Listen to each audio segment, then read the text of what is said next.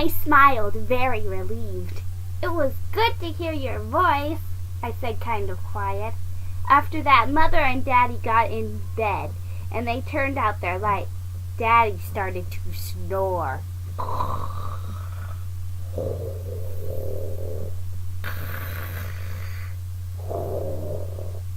"Oh, no!" I said.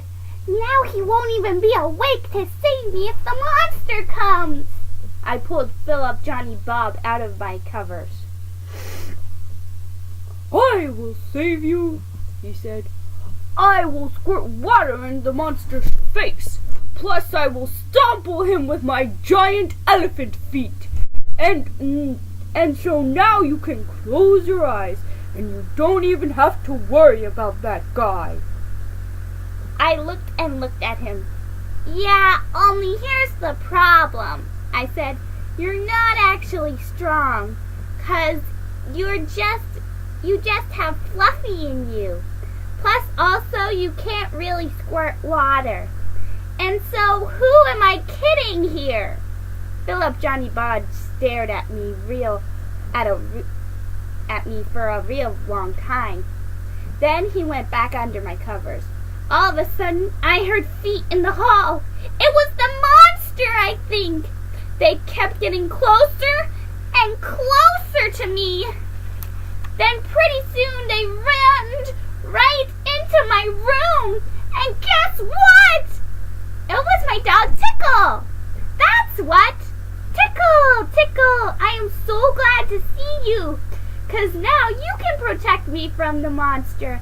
And so why didn't I think of this before? I pulled up my covers and patted for him to come up.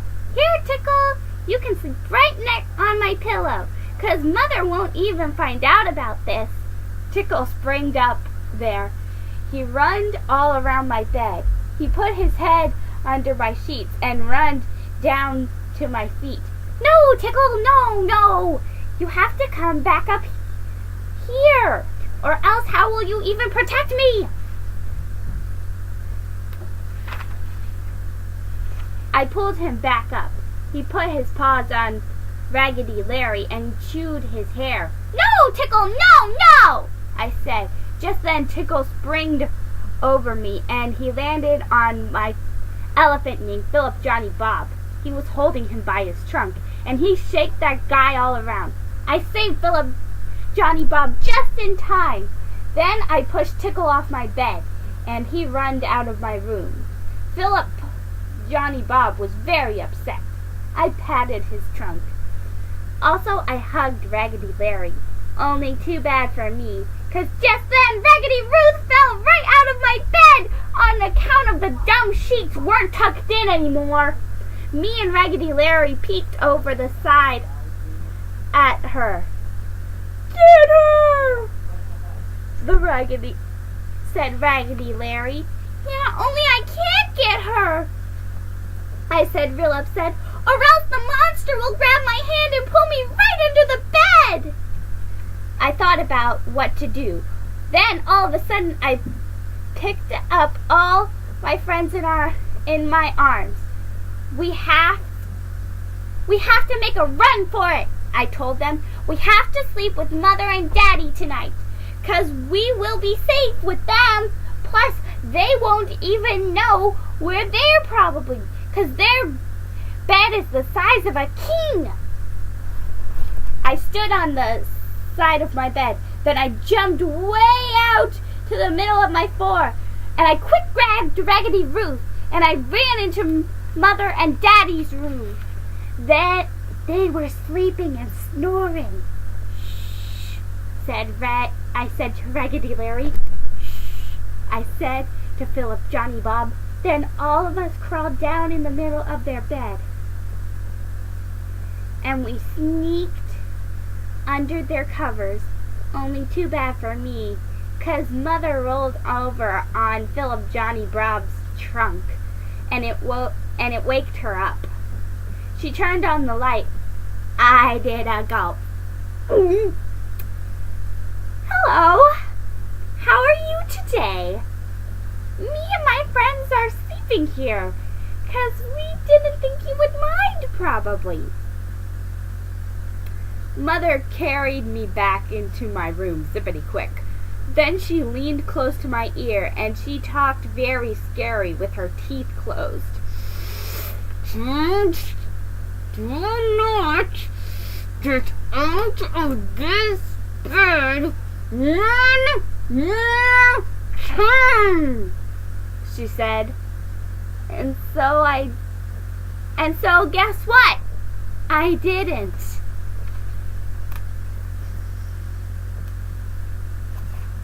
Chapter 6. Palazzos.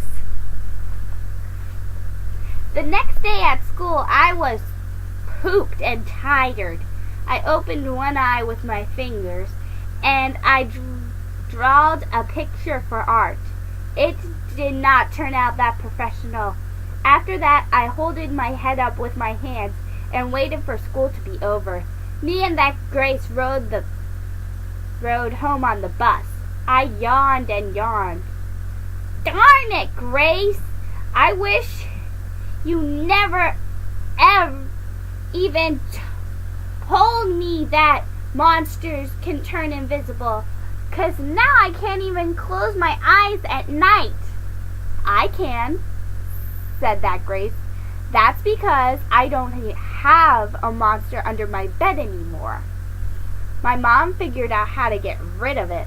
My eyes got big and wide. "How, Grace? How did she do that?" "Easy," said that Grace. "First, she sucked it up in our vacuum cleaner. Then she put the vacuum cleaner bag in the trash compactor. And she squished the monster into a palazzo." Just then I hugged that girl. 'Cause that was brilliant, of course. "Thank you, Grace. Thank you. 'Cause I have a vacuum cleaner right at my very own house. And so I can do that too, probably."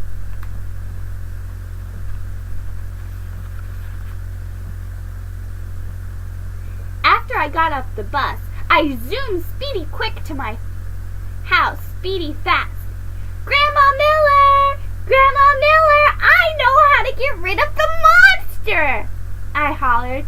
Then I run to the closet and got Mother's vacuum cleaner, and I pulled that big thing all the way to my room. Grandma Miller came to my door. I told her all about how to get rid of the monster, and guess what? She was a good sport about it. First, she plugged the vacuum cleaner right into the wall. Then she put it under the bed, and she sucked the monster right up out of there. "Hooray! Hooray! You got him! You got the monster, Grandma!" I yelled, real thrilled.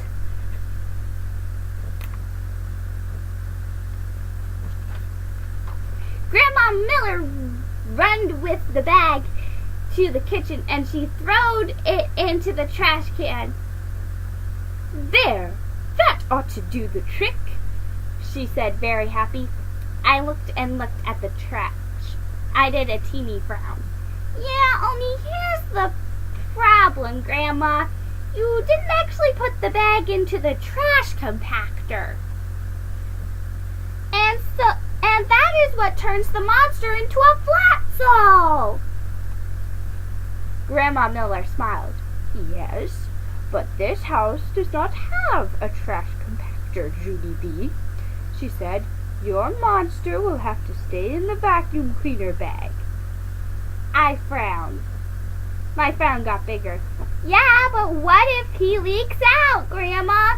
Then maybe he might float in the air all the way back to my room, and he will get under my bed again." Grandma Miller tapped on the corner counter with her fingers.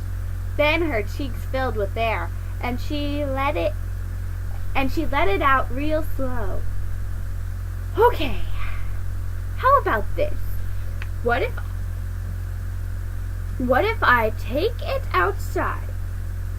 I'll take the bag outside and I'll push it way down in the big garbage can, and then I'll press the lid down really tight so he can't get out. Yeah, but he still won't be a Flatso, I said very whiny. Just then, Grandma Miller got frustration in her. She grabbed the vacuum cleaner bag and ran outside. She put it on the driveway and she got in her car and she backed up over that thing with her tires. Pretty soon she came back in the house and she brushed her hand. There, now he's a Flatso, she said kind of growly. After she left, I got on the couch and I stared very nervous at the driveway. 'Cause guess why? A car is not a trash compactor. That is why.